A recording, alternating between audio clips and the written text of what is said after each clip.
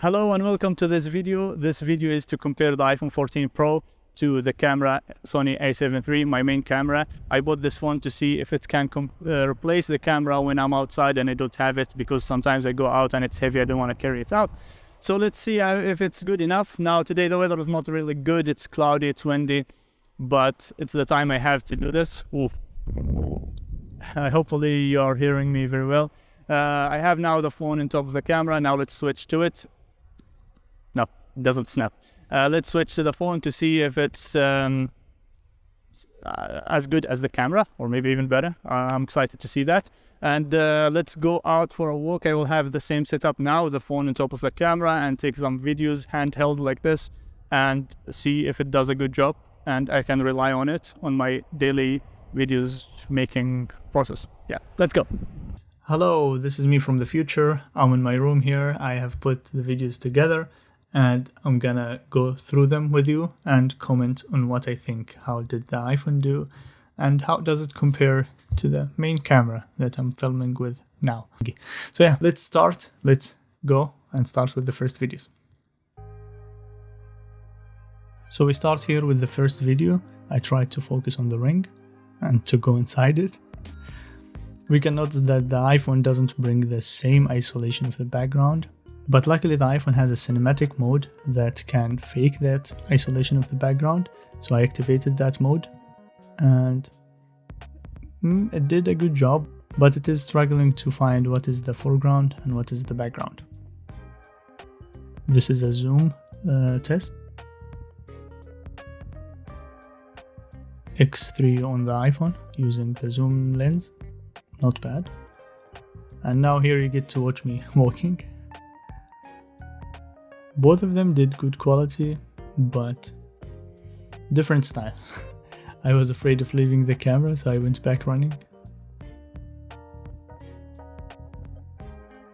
And this is a handheld pan shot. And notice here that the same shakiness of the hand was applied to both of them, but the iPhone did better.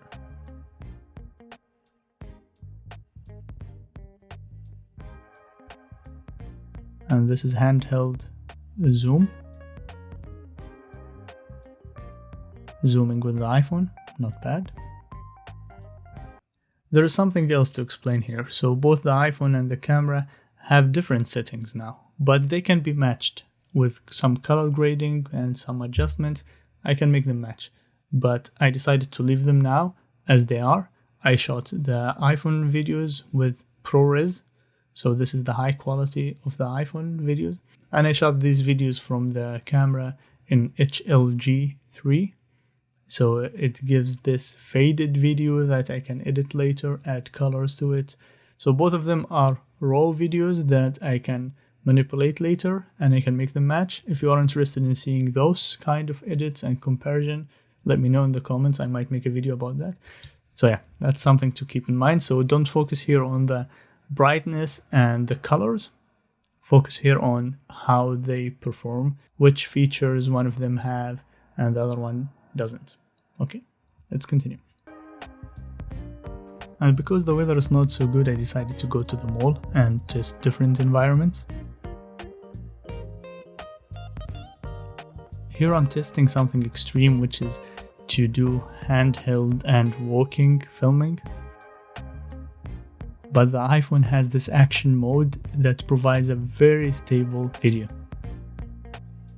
It's crazy stable. To do that with the camera, I need to have a gimbal with me, which will add weight and complexity. But with the iPhone, it's extremely stable.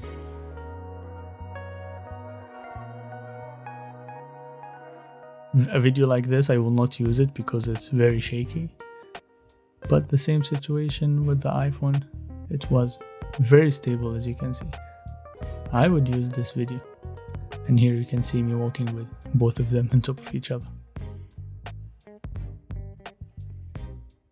This is some indoors video. Again, very stable. This is the most extreme situation, which is to zoom in and walk.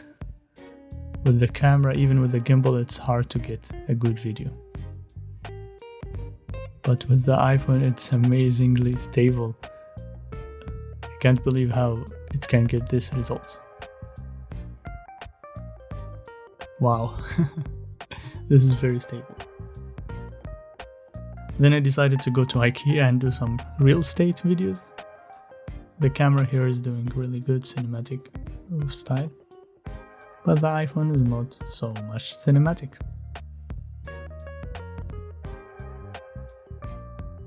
There's something else that I need to explain now because it's gonna be important for the coming videos, which is that the iPhone has 3 cameras. One of them is the zoom lens, and one of them is the normal lens, and one of them is the wide angle lens. The thing is that only the normal lens has high quality. The other two, they have good quality but not as high as the normal lens. And that is important because we will see the difference in the coming videos.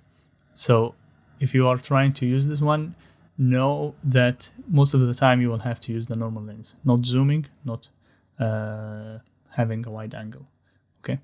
Especially in low light and difficult conditions.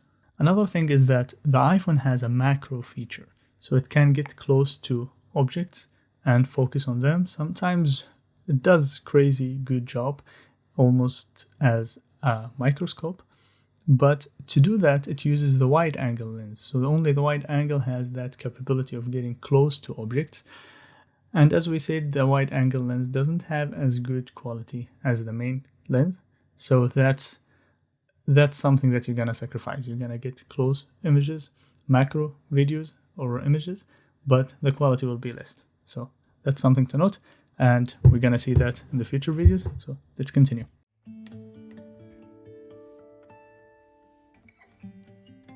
And then it started getting darker, so it's nice to take videos of these lovely lights.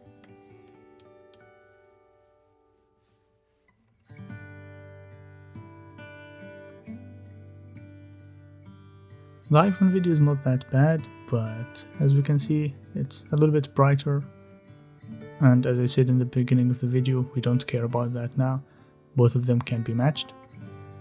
But it's nice to see what you get out of the camera.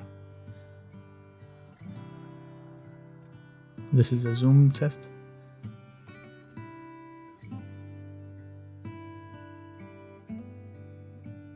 I was trying to follow that car. And again, moving forward slowly and handheld. The iPhone does a great job. I think the action mode was not even activated in this video. Let's imagine that we are doing a commercial for this cafe.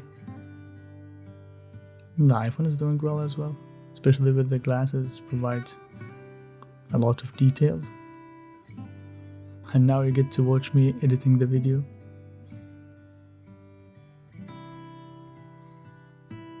In this video I think the iPhone used the wide angle lens, which provided some noise, so I redid it using the main lens and it did better.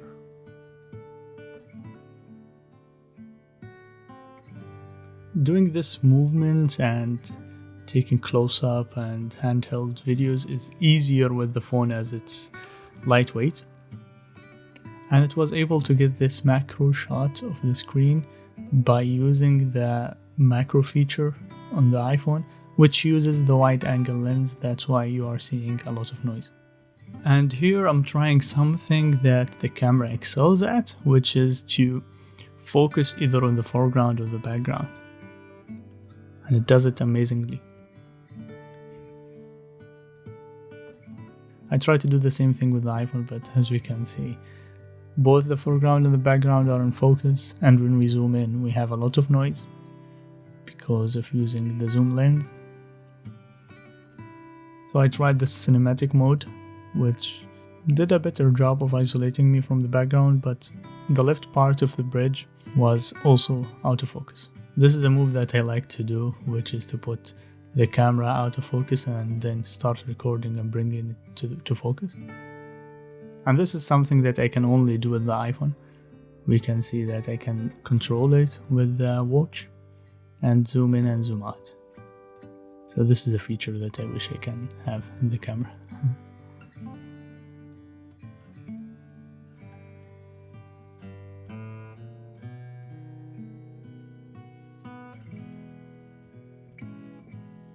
And then it became dark, so I decided to do some low light videography to test both of them.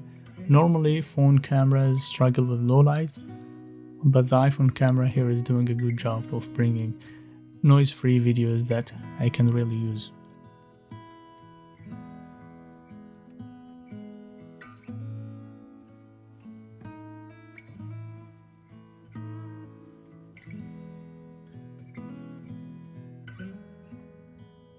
And here we're testing a normal video. Both did very well.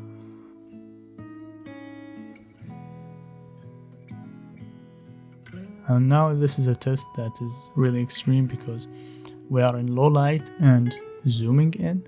The Sony camera has no problem with that. And that's why I bought it, because I like to do videos in these conditions. But as we can see, the iPhone camera struggles so much when it's zoomed in and it's low light. We have a lot of noise. I would never use this video. It's not so good.